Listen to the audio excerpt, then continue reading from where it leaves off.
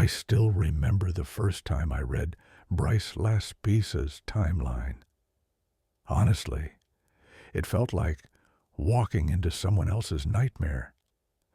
One of those nightmares that looks ordinary at first, but the deeper you go, the more you realize something was unraveling long before anyone noticed. And that's the part that gets under my skin. It makes me wonder how many people around us are quietly slipping into some kind of darkness while everyone else thinks they're fine.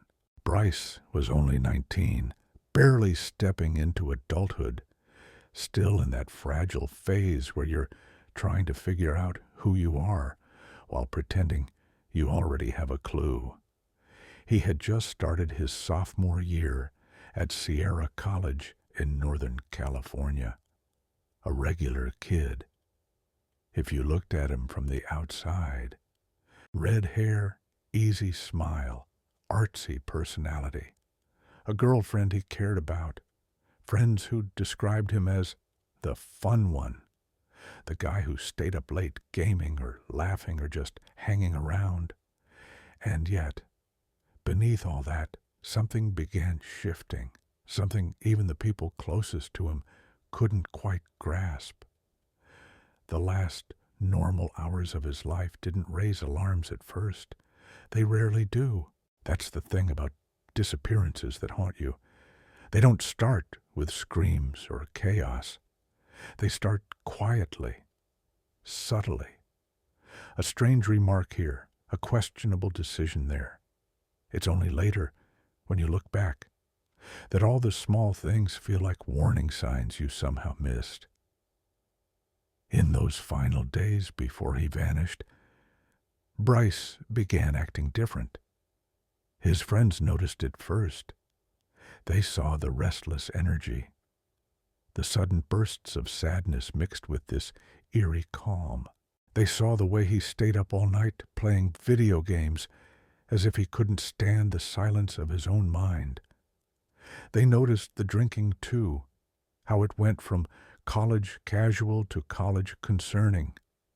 And they saw the pills, Vivants, not prescribed to him.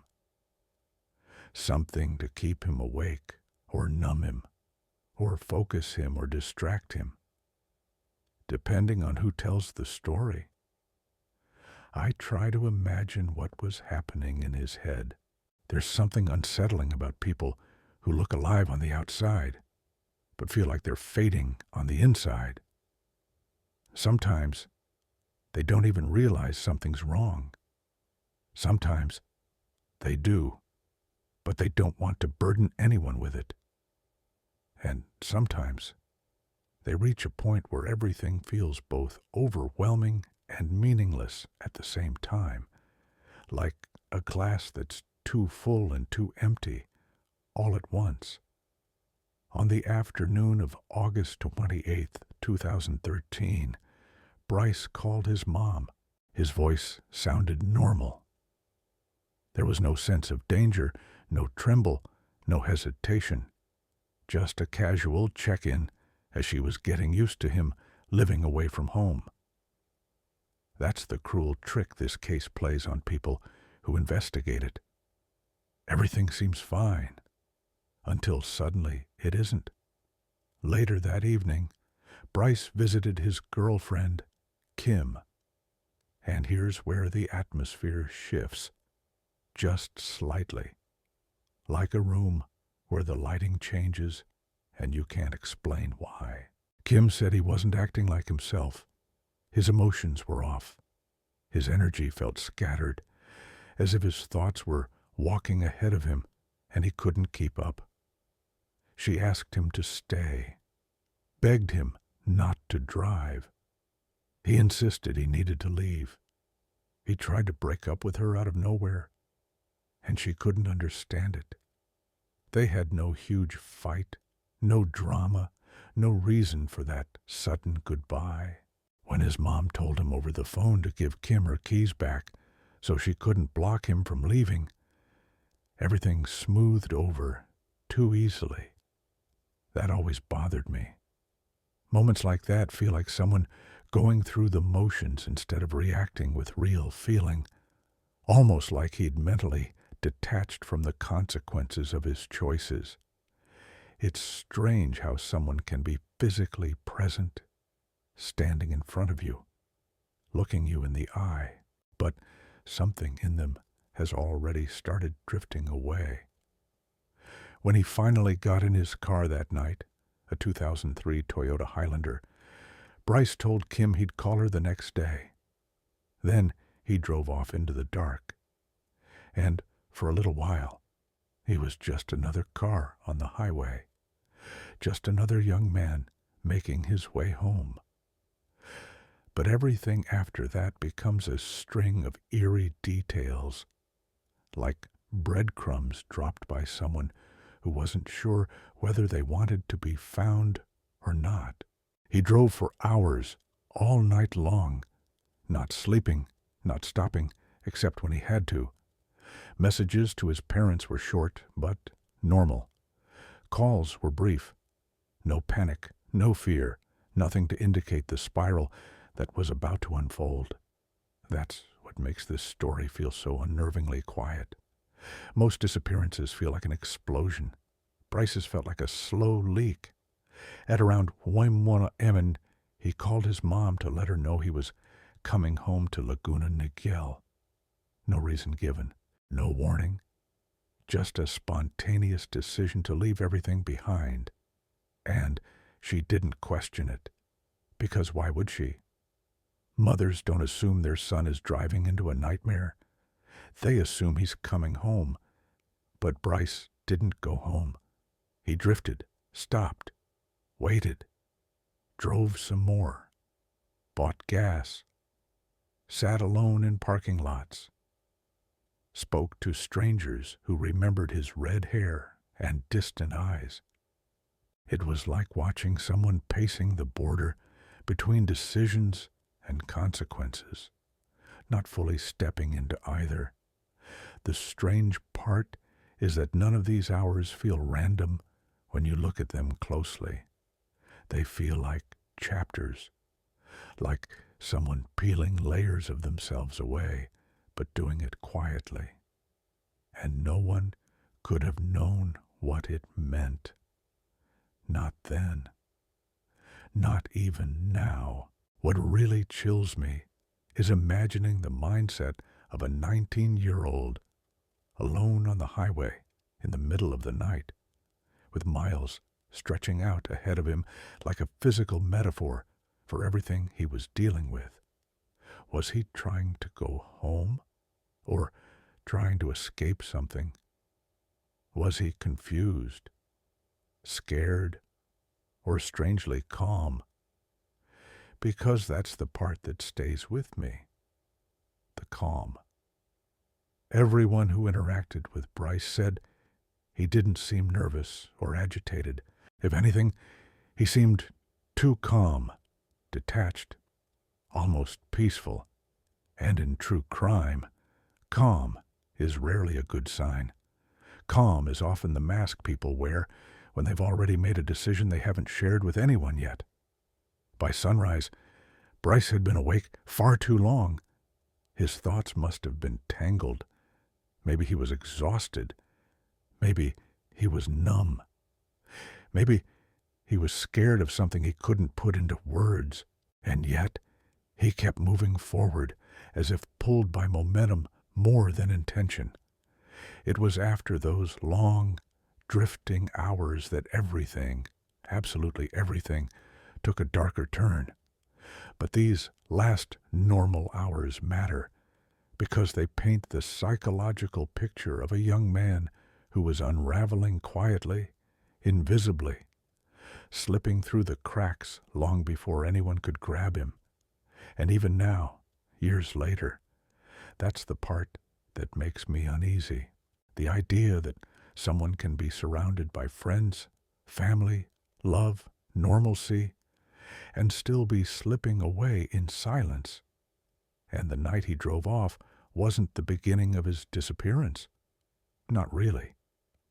It was just the moment the world finally noticed something was wrong. because what he did next raises questions no one has been able to answer. There's something deeply unsettling about long nighttime drives. I don't know if you've ever been behind the wheel at 3 or 4 in the morning, when the highway feels like a skeleton of itself. Empty lanes, cold air, the hum of tires filling the silence. It's a liminal space, the kind of place where your mind becomes louder than the world around you. And that's exactly where Bryce Laspisa spent some of the final confirmed hours of his life. Alone, in the dark, moving through blank stretches of California that felt more symbolic than geographical. When I picture that drive, I don't imagine it as a straight line. I imagine it as a restless wandering. Bryce left Kim's apartment around 11 p.m. on August 28th, supposedly headed south toward his parents. But the hours that followed weren't a simple trip home. They were fragmented, like someone trying to make a decision, but never committing to it. You can almost feel the hesitation in his movements, the way he stopped abruptly, changed direction, waited, doubled back. Every action feels like part of a psychological struggle nobody else could see. Sometime after leaving Kim, he started drinking more heavily. Friends would later say he had been drinking excessively in the days leading up to this night. But something about this part of the drive feels different. This wasn't partying or social drinking. It feels self-soothing or self-sabotaging. I can never tell with cases like this. Sometimes drinking is a way to quiet the noise inside your head. Sometimes it's a way to shut everything down. By 1 a.m., Bryce called his mom, telling her he had something important to talk about when he got home. That line alone could keep you awake for years. What could a 19-year-old be dealing with that felt too heavy to say over the phone, but urgent enough to mention? Something he feared, something he regretted, something he did, or something he felt happening inside his mind. His mom didn't push. She simply expected him home the next day. And Bryce, in his polite, calm voice, gave her no reason to think he was spiraling. But you and I know that anyone awake at 1 a.m.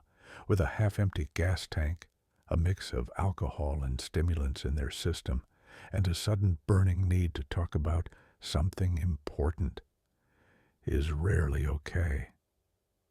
As Bryce continued south, something strange happened.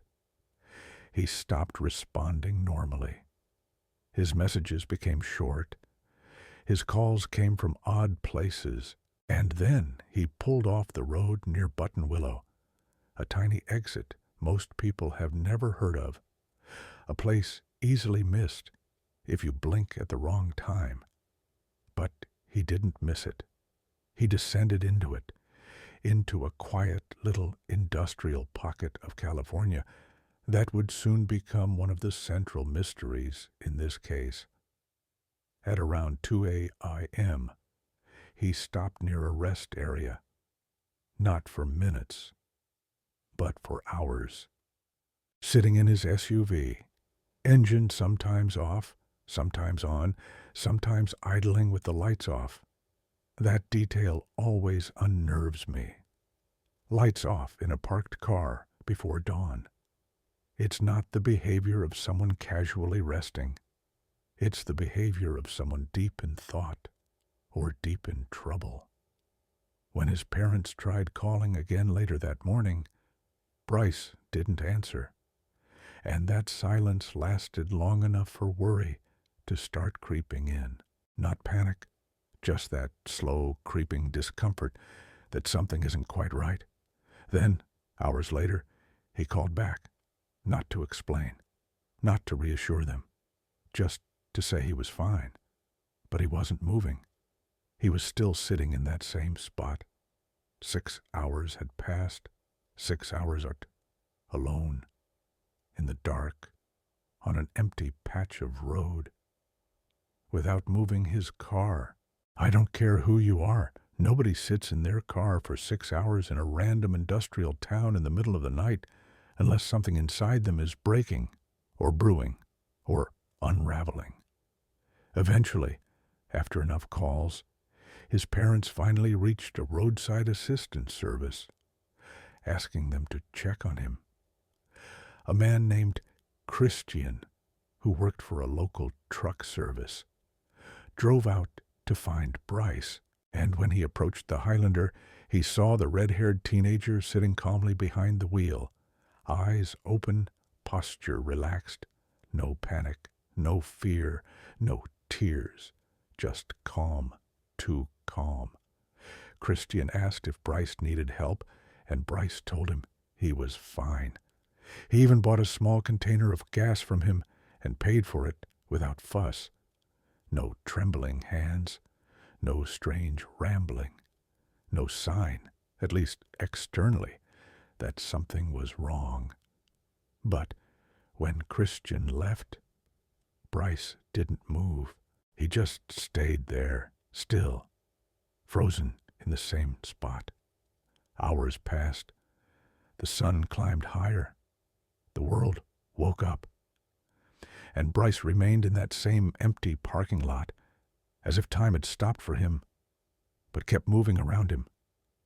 You know how crime investigators sometimes describe people in psychological distress? They say they're present in body, but absent in mind. And that's exactly how his behavior reads. He wasn't trying to run. He wasn't trying to hide. He wasn't trying to go home, even though he said he would. He wasn't doing anything at all. It feels like he was stuck in some kind of mental limbo, suspended between two invisible choices, neither of which he was able to fully reach for. When his mother called again, she spoke to him briefly. She asked him to come home. He said yes. She asked him where he was. He told her. She asked if he was okay. He said he was. But he didn't drive away. He didn't even attempt to. And that's the part that gets under my skin every time. This wasn't indecision. It was paralysis, a kind of stillness that doesn't feel voluntary, a psychological freeze. People in survival mode often fight or flee, but there's a third response that's much harder to understand. Freeze. And freeze can look exactly like this, a body that can move, but somehow doesn't. By the time the afternoon rolled around, he finally started driving again, but only after being contacted multiple times. Even then, his path wasn't straight. He stopped again. He waited again.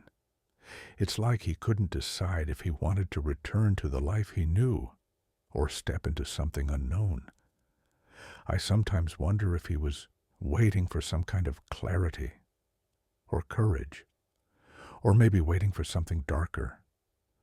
A moment when he no longer felt responsible for choosing at all. Because the truth is, people who freeze aren't choosing nothing. They're overwhelmed by everything. Hours after he should have been home, Bryce was still drifting around Button Willow, that strange, unremarkable little town that became the stage for the last hours. Anyone saw him behaving like himself, and when you pull back and look at the picture as a whole, it becomes painfully clear that something was happening inside him. Something silent but powerful, something invisible but destructive, something nobody else could see. He wasn't lost geographically. He was lost mentally. And What he did after leaving Button Willow suggests that whatever he was running from, or running toward, was only getting stronger. Because once he finally left that town behind, the story took a turn that even his parents couldn't have predicted. There's something deeply chilling about the phrase, last sightings. It sounds so clinical, yet the weight it carries is enormous.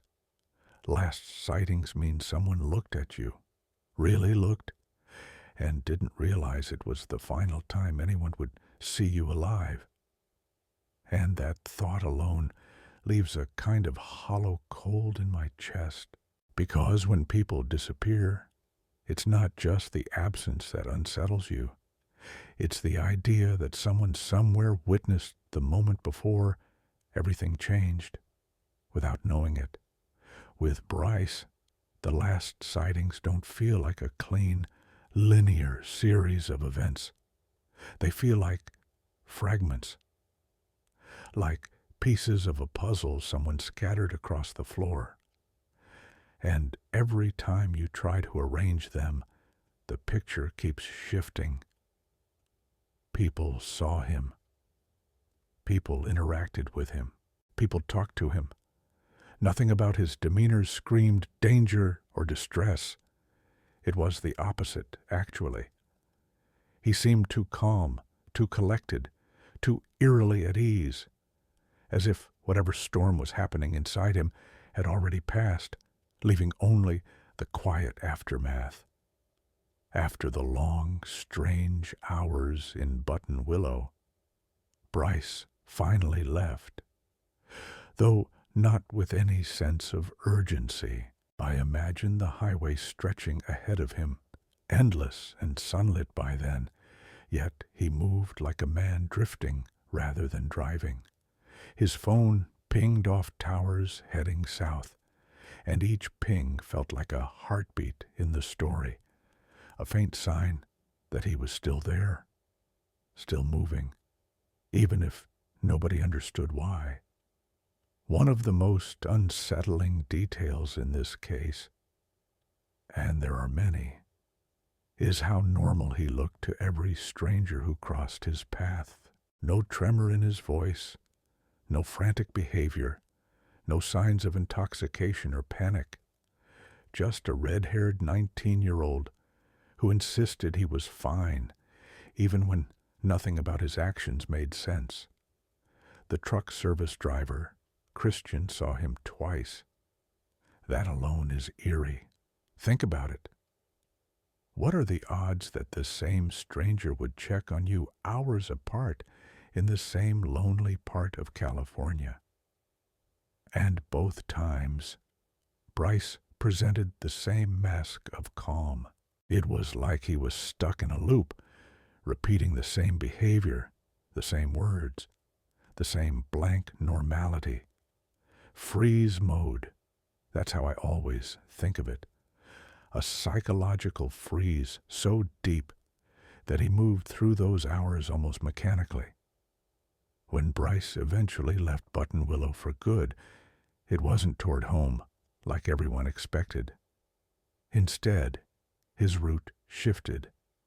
He drove past familiar exits, familiar turns, familiar signs.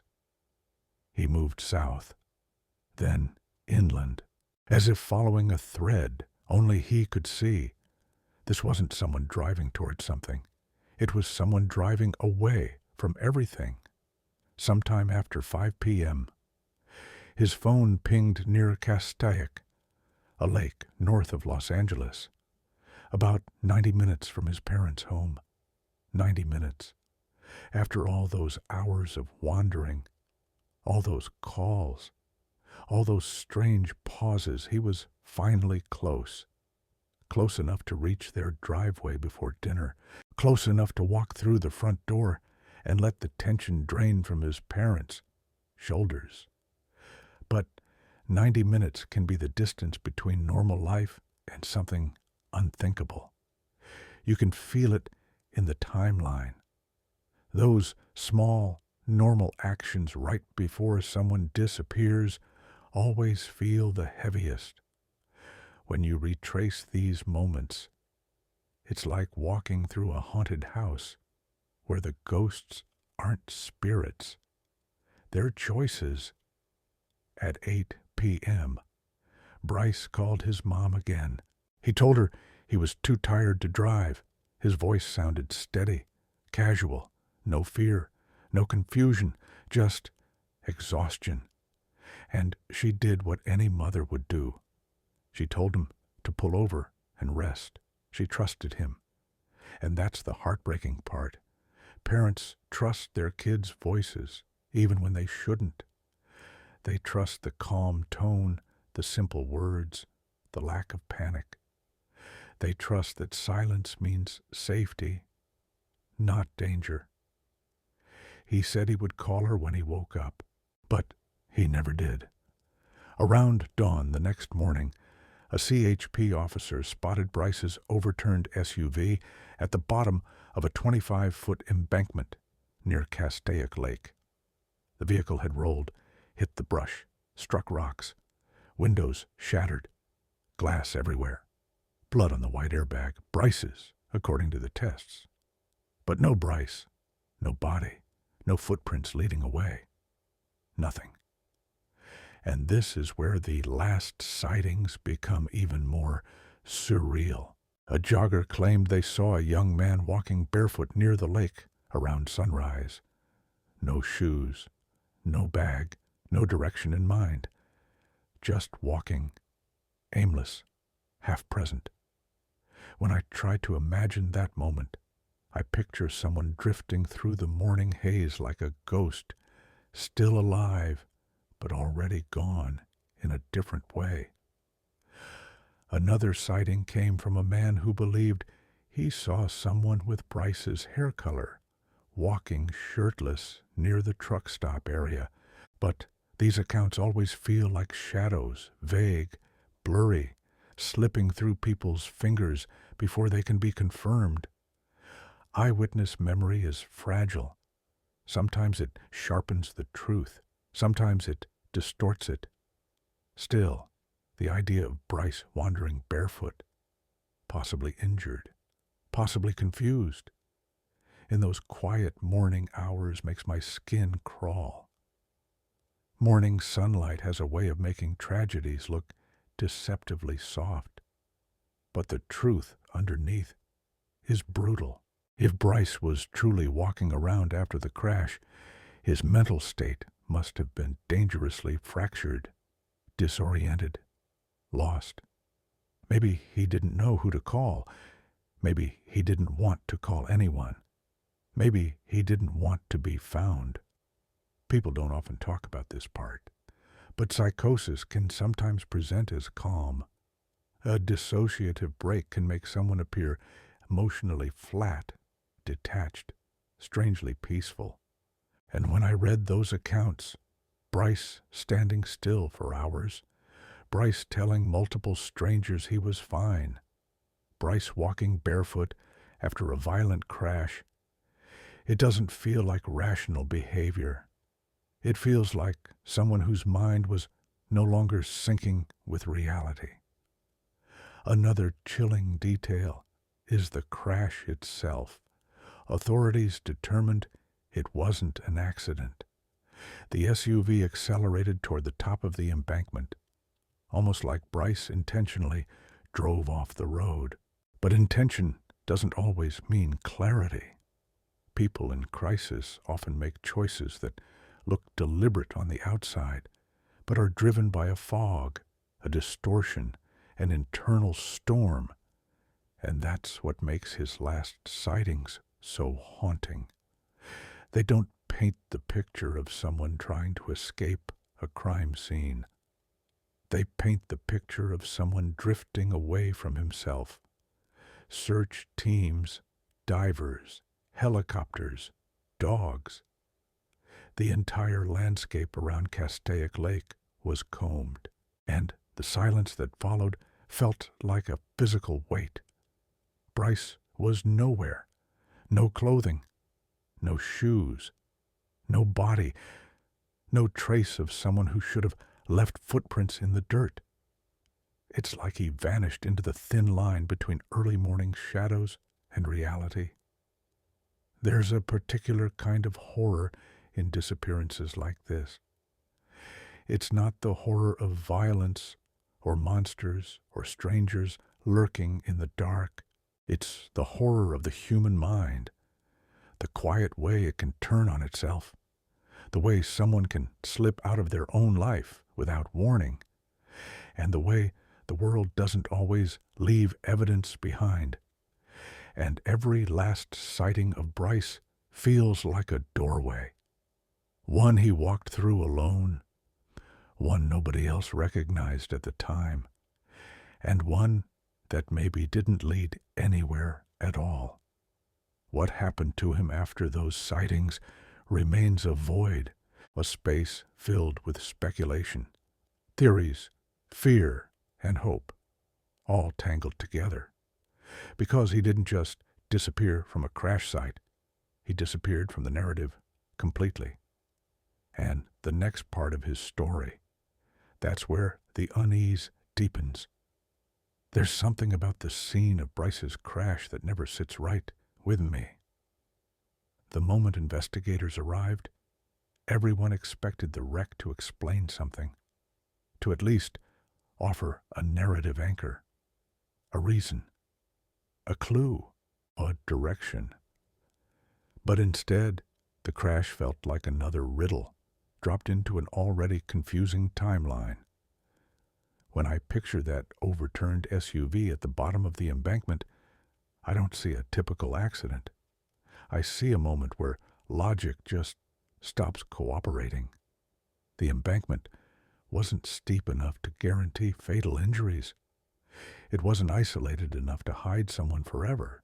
And the SUV, despite the impact, wasn't destroyed in the way you'd expect from someone attempting something truly catastrophic. It's almost as if Bryce wanted the crash to happen, but didn't intend for it to kill him. Or maybe he didn't know what he intended at all. When investigators later revealed that the car had accelerated toward the embankment, something about that detail felt like a punch to the chest. Acceleration. That word alone changed everything. It suggested direction, momentum, choice. But choice doesn't always mean clarity. And the more I think about it, the less it feels like a suicide attempt, and the more it feels like a young man who'd reached a breaking point. His mind couldn't navigate anymore. Picture the scene at dawn. A soft gray light spreading across the brush, the air still cold, the world quiet in that eerie way. Mornings tend to be in places far from cities. The SUV lies on its side, glass scattered across dirt like fragments of a story nobody quite understood. The airbag is out. There's blood on it, confirming Bryce was inside during impact. There's his wallet, his phone, his laptop, all lying there in the open, untouched. No sign of theft. No sign of struggle. No sign of panic. It's almost serene in a way that borders on disturbing. Cars don't usually crash quietly, but this one felt quiet. The inside of the vehicle was intact enough to tell the story of those last seconds. No passenger, no frantic claw marks, or signs of someone trying to break out. The back window was smashed from inside, meaning Bryce likely crawled out on his own. That detail haunts me. There's something so raw about the image of a young man climbing out of a broken window, barefoot, injured, and alone. It makes me wonder what state his mind was in at that moment. Did he feel pain? Did he feel relief? Did he feel nothing? The oddest part, to me, is that authorities didn't find signs of Bryce stumbling away injured. No drops of blood leading into the dirt. No clear footprints etched in the morning soil. Nothing. As if he evaporated. Some search and rescue workers described the brush around the site as thick enough to catch clothing, scratch skin, or slow someone down. Yet no fibers, no torn fabric, not even broken vegetation suggested which direction he went. It's like he stepped out of the car and chose a path the landscape itself refused to reveal. This is where I start to feel the psychological undertone shifting. Up until now, everything Bryce did could be seen as confusion, panic, fatigue, emotional overwhelm. But leaving the crash site the way he did, barefoot, without his phone, without his wallet, without anything that connected him to the world, that feels different. That feels like someone shedding their identity, letting go of every tether, walking away from himself. I keep thinking about his bare feet. That detail always bothers me more than any other. Bare feet mean vulnerability, exposure, pain. Someone walking barefoot away from an accident isn't trying to hide. They're not trying to run. They're not protecting themselves. They're in a state where the physical discomfort barely registers. That level of detachment never comes from fear alone. It comes from a mind operating in a completely different mode. Investigators searched for 2 weeks around Castaic Lake. Dogs picked up faint traces near the water, but nothing consistent enough to suggest he entered the lake. And the lake itself. It's huge, yes, but divers are trained for this. They spend hours in the darkest parts of the water, hands stretched out in visibility that drops to inches at certain depths. If Bryce had drowned near the shore after the crash, they likely would have found him. Instead, they found nothing. That's the part that turns this case into something else entirely. Because people leave footprints. People leave patterns. People leave a physical path, even when they disappear. But Bryce left none.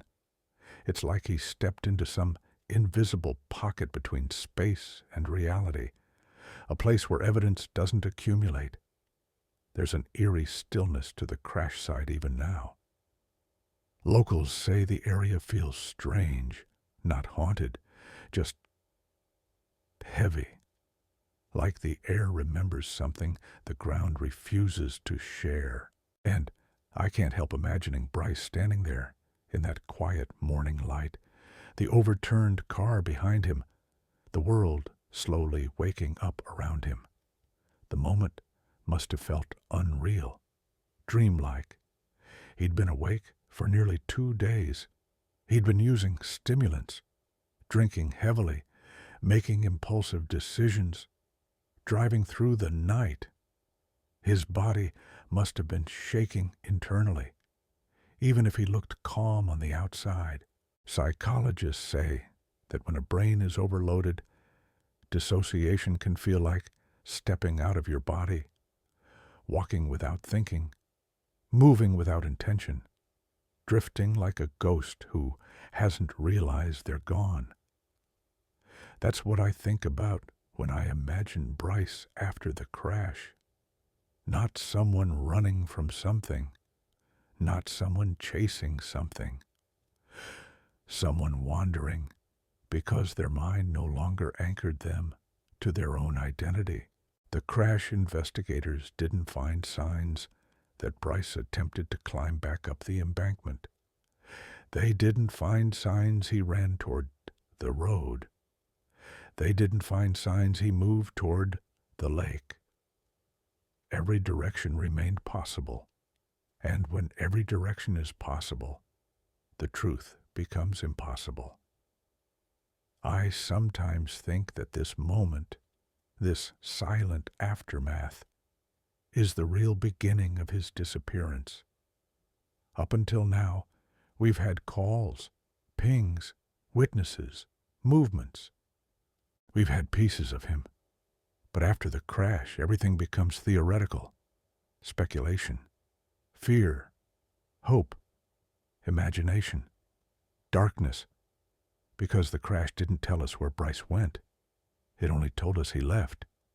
And the next part of his story feels even stranger. The search expanded. Investigators questioned witnesses. His parents held on to every sliver of information. Clusters of volunteers combed the hills. Drones scanned the canyons. Dogs sniffed the shoreline. But the result was always the same. A silence that grew louder with every passing day. You would expect someone barefoot and possibly injured to collapse nearby or seek help or leave traces behind. But Bryce did none of those things. Instead, he vanished in a way that feels almost symbolic, like someone stepping out of one reality and into another. That crash should have explained something. It should have given a clue. But instead, it deepened the mystery. The search for Bryce Laspisa is one of those operations that still lingers in my mind, not because of what was found, but because of what wasn't. You'd think that when a 19-year-old disappears barefoot and possibly injured in a defined geographical area, the search would reveal something. A scrap of clothing, a drop of blood, a shoe print, a witness who remembered a strange kid walking by. But the more investigators looked, the more the silence grew sharp, almost mocking, as if the landscape itself was swallowing evidence. When you look at the timeline, it's almost infuriating how much the searchers should have found. They had a crashed SUV, fresh blood on the airbag, a broken rear window Bryce crawled out of, and a sunrise that arrived only minutes after he walked away. They had the terrain, the lake, the brush, the dirt roads, the nearby neighborhoods, all the variables lined up for someone to eventually find something. But the truth is, they found nothing that made sense. And that's the kind of nothing that keeps investigators awake for years. I always picture the moment the first rescue teams reached the crash site. That early morning chill, the faint mist lifting from the ground, the sound of radio chatter cutting through the quiet, volunteers stepping carefully through brush, calling Bryce's name, even though they knew he wouldn't answer. That's the part that hits me. Calling a name into a silence you already distrust. They searched the embankment first. No footprints. No drag marks. No men's size. 11 shoe impressions that should have been obvious in the loose soil. A barefoot person leaves a distinctive print. Heel, arch, toe, spread. But there were none. Animals sometimes obscure prints, but not all of them, and not all at once.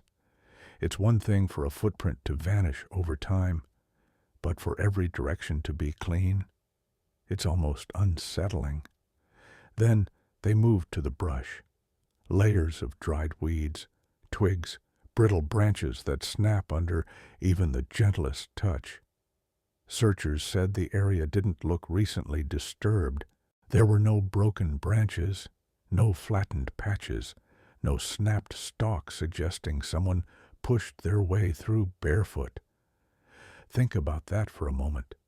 A crash of that magnitude should send someone stumbling, disoriented, weak, off balance. Yet the brush around the embankment looked untouched. As the hours passed, The search expanded outward in rings, like ripples moving away from a single impact point. They brought in K9 teams trained to track human scent. These dogs have found missing people in forests, deserts, swamps, places far more chaotic than Castaic. But with Bryce, their behavior wasn't consistent. A few dogs picked up faint traces near the crash site and led handlers toward the lake. But the trail died abruptly near the shoreline, as if dissolving into the morning air. People assumed that meant Bryce entered the water, but divers scoured the lake for days. Cold, murky, deep water that twists and turns like a labyrinth. They covered the areas where the dogs alerted. They checked shallow sections, deeper pockets, underwater ledges. If Bryce drowned shortly after the crash, his body would have surfaced eventually. But it didn't. Not that day. Not that week. Not in the months that followed. Even years later, when drought lowered the water level, revealing previously submerged debris and objects, nothing belonging to Bryce appeared. That alone tells me he likely didn't die in that lake. Authorities also searched the trails, dirt paths winding through scrub oak and sagebrush, areas where hikers and joggers sometimes pass. If Bryce walked that direction, he would have left a visible path. Injury slows people down. Bare feet bleed. Even adrenaline eventually fades. But no trail of blood, no torn skin cells, no biological trace ever turned up. Then there was the jogger's report. A young man seen around sunrise, walking barefoot near a road not far from the lake. No shirt, no sense of direction, just moving, slowly, calmly. When I picture that figure, it sends a chill through me. Not because it confirms anything, but because it sounds like Bryce. The calm, the bare feet, the empty stare, that subtle dissociation that several witnesses had already described. But eyewitness memory is a fragile thing. Sometimes it gives shape to truth. Sometimes it gives shape to hope. A second witness claimed a similar sighting later that day, though it was even more vague. And vague sightings are a strange paradox in true crime. They give you hope and dread at the same time. You want them to be real. You want them to be wrong. You want them to point somewhere. You want them to point nowhere. But beyond those two scattered reports, there was nothing. No further movement. No confirmed direction. No evidence the figure even was Bryce. By day 3, search teams were exhausted. Helicopters scanned from above, their shadows moving across the lake like restless birds. ATVs rattled through dirt paths. Volunteers spread out in grids, the California heat pressing against their backs. Some people prayed, some whispered, some stayed silent. I keep thinking about how surreal it must have felt for Bryce's parents during those days. Watching strangers comb through hillsides, hearing radios crackle with updates that all led nowhere, seeing maps covered in highlighter circles and red pins, and still having no answers. That kind of uncertainty changes a person. It stretches the mind into places it's not equipped to go. When you lose someone without closure, your brain keeps trying to rewrite the story. Over and over, every possibility feels real. Every possibility feels wrong. And the search for Bryce left every possibility open. The cadaver dogs eventually went cold. The divers eventually resurfaced with nothing to report. The helicopters returned to their bases. The volunteers went home. The command post shut down. And the earth around the crash site remained disturbingly quiet. And here's what unsettles me most. The searchers expected to find a body. That's the unspoken truth in cases like this. When someone is barefoot, possibly concussed, possibly going through a psychological break, wandering into rugged terrain, the outcome is usually tragic, but discoverable. People collapse. People succumb to dehydration. People leave remains that nature eventually reveals. But Castaic didn't reveal anything, as if the land made a decision, one that didn't include closure. The lack of biological traces suggests Bryce may not have remained in the immediate area for long, which opens up a darker possibility that he walked to the road, got picked up, and left. Hitchhiking. Voluntary disappearance, a stranger's truck, a passing vehicle. Someone who never realized who they had encountered. Or something else. Something harder to categorize. Sometimes missing people don't act like people anymore when their minds fracture. They follow instinct instead of logic. They drift. They hide. They move unpredictably. And in that state, they can end up in places search teams would never think to look. The longer the search went on, the more surreal it became. A kid who vanished barefoot should not be able to outrun helicopters, dogs, drones, and hundreds of volunteers. But Bryce did. Or rather, the mystery of Bryce did. And mysteries have a way of outliving every searcher. When the search was officially suspended, his parents were left with a kind of silence that borders on spiritual. A silence that asks questions nobody wants to answer. A silence that suggests he may have walked into the hills and collapsed somewhere hidden.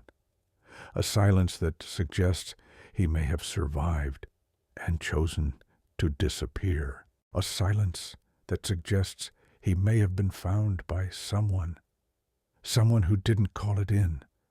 But the truth behind that silence still hasn't surfaced.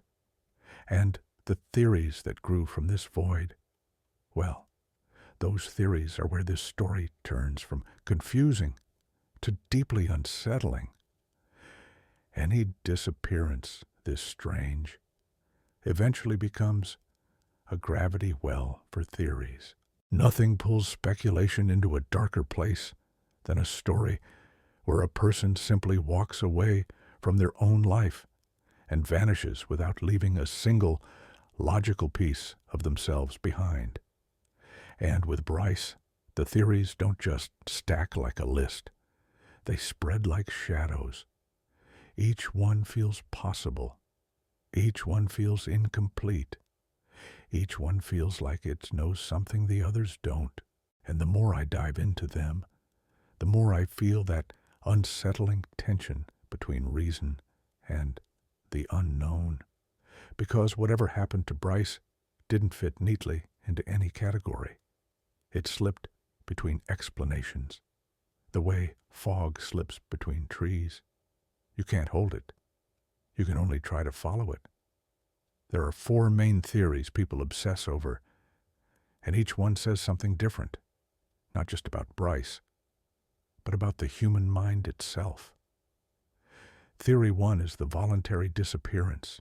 It's the simplest idea on the surface, and also the one that hurts the most for the people who loved him.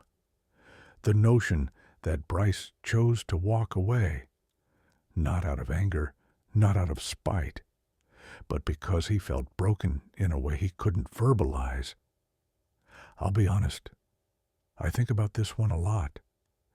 Not because I believe he wanted to leave forever, but because I think He might have reached a point where staying felt impossible. People sometimes imagine voluntary disappearances as dramatic escapes, new identities, new locations, clean slates. But that's not how these things usually unfold. When a mind fractures under pressure, the desire isn't to start a new life. It's to stop feeling overwhelmed, stop feeling trapped, stop feeling like your own thoughts are turning against you. And for someone like Bryce, a 19-year-old, exhausted, overstimulated, overthinking, possibly overstimulated by substances, I can imagine how stepping away from everything could have felt like the only option left. But even if he wanted to disappear, how far could he really go barefoot, injured, without a phone or wallet? How could he survive the elements? How could he avoid being recognized? Unless someone picked him up. And that's where this theory stretches into the next. Theory 2. People talk about the unknown driver, a stranger, a trucker, a passerby, someone who doesn't follow news, someone who didn't know who Bryce was, someone who didn't realize they were giving a ride to a missing person whose face would be on flyers and news articles for years.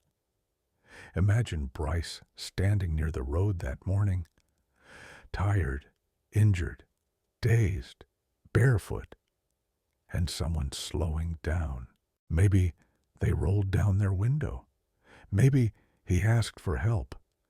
Maybe he didn't say anything at all. People in dissociative states often speak in fragments or vague words that don't make sense, or they don't speak at all.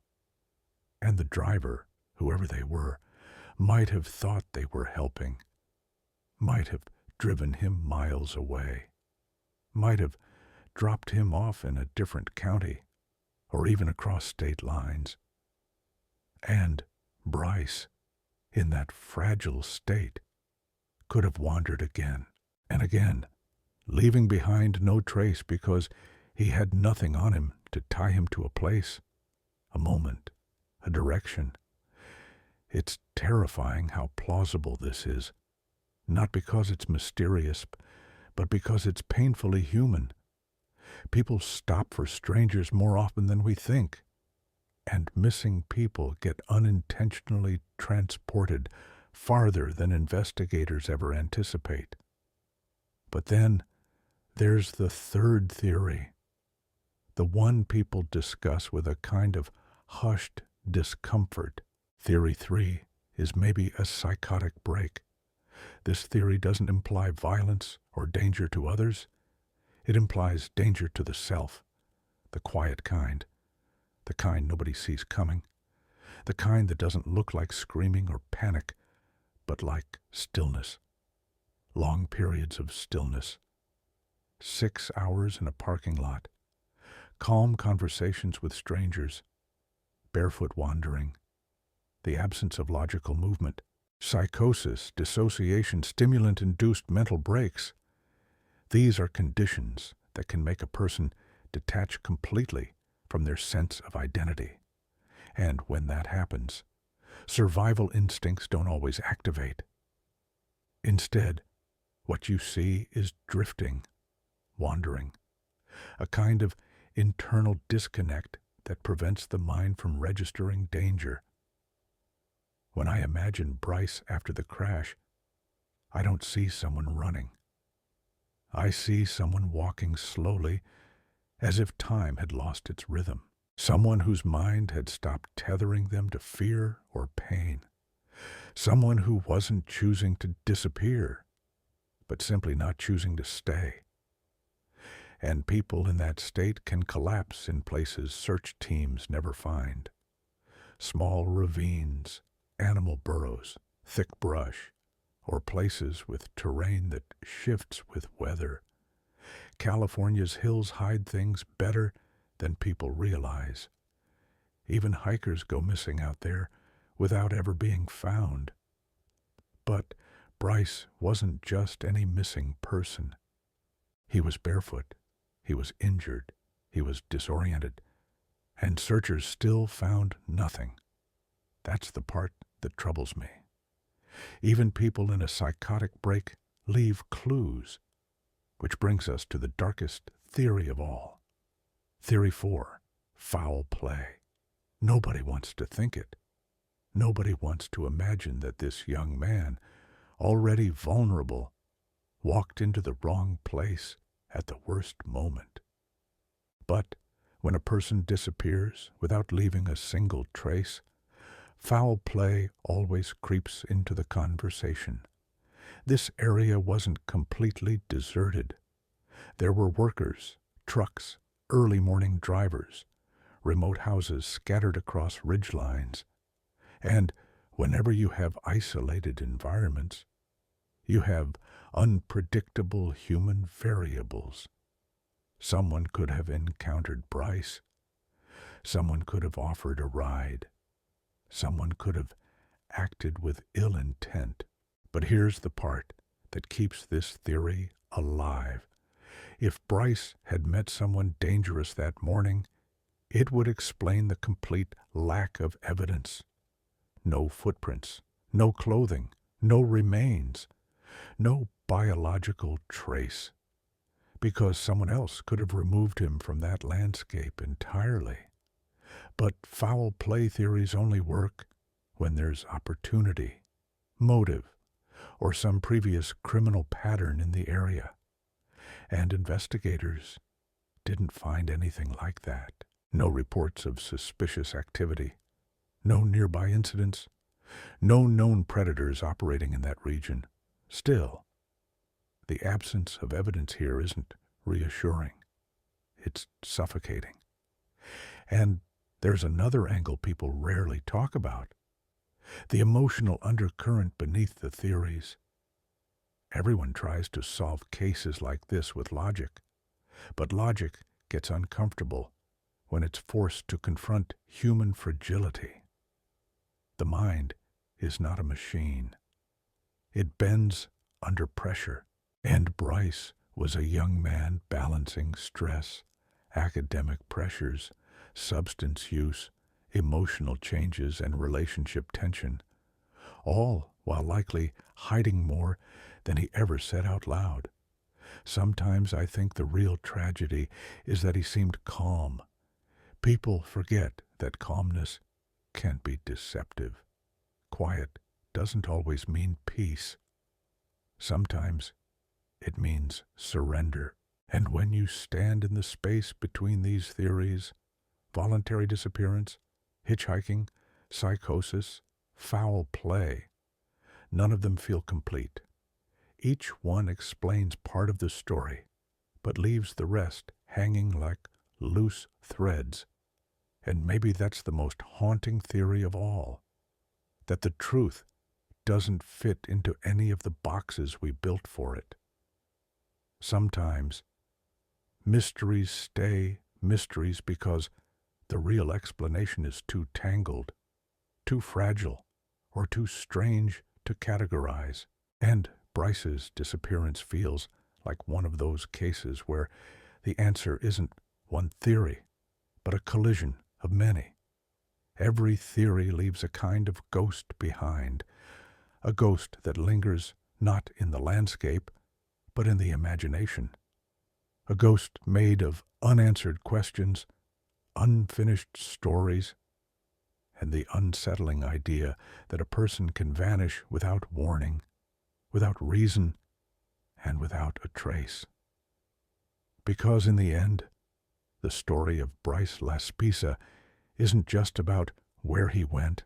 It's about how thin the line is between being found and being lost, and how terrifyingly easy it is to cross it.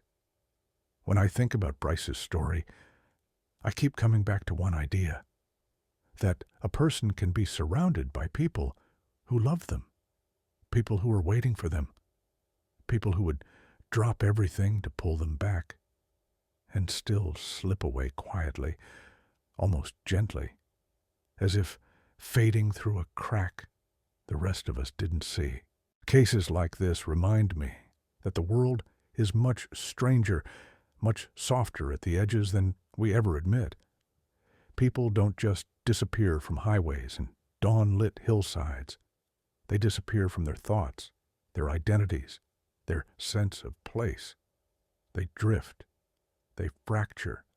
They fall silent in ways that feel impossible until you look closely and realize the warning signs were scattered everywhere. Quiet, subtle, easily overlooked. And maybe that's why Bryce's story still echoes today. Not because we know what happened to him, but because we don't. Because his final hours feel like a mirror held up to every fragile moment we've lived through. Every time we felt ourselves slipping. Every night we've stared into the dark and wondered how close we came to losing our way too. If you stayed with me through this entire story, I want you to take a breath for a moment. Feel the stillness around you. Let the mystery settle, not as fear, but as reflection. Some stories don't give us answers. Some stories ask us to sit with the unknown, to respect it, to acknowledge it. And this is one of them. And if you want to keep walking through mysteries like this with me, the strange ones, the heartbreaking ones, the ones that linger long after the video ends, then stay close. This channel, Last Seen, is where we explore stories that don't let go. Stories that make you think, wonder, question, and sometimes even feel a little haunted. So, if you want more, if you want to keep following these unresolved paths with me, subscribe to Last Seen, like the video, and turn on notifications so you never miss the next story, because some cases deserve to be remembered, some voices deserve to be heard, and some mysteries deserve someone willing to look into the dark with them. Thanks for being here with me.